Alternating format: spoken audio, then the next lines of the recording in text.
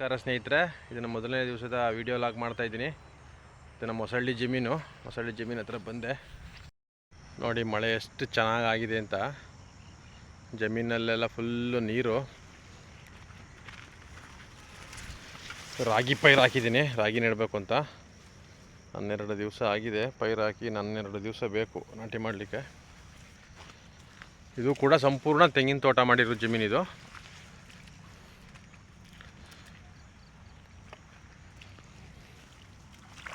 ಇದು ನಮ್ಮ ಕನಕಾಂಬರ ಬೆಳೆ.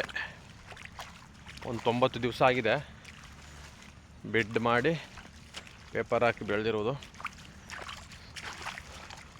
ಇದಕ್ಕೇನು ಮಳೆಯಿಂದ ಏನು ಎಫೆಕ್ಟ್ ಆಗಿಲ್ಲ, ಯಾಕೆಂದರೆ ಪೇಪರ್ ಹಾಕಿರ್ತೀವಲ್ಲ, ಅಷ್ಟೇ ಮಳೆ ಹೋದ್ರೂ ಕೂಡ ಪೇಪರ್ ಬೆಡ್ ಮಾಡಿದ್ರೆ ಮಳೆ ಎಫೆಕ್ಟ್ ಅಷ್ಟೊಂದು ಆಗಲ್ಲ.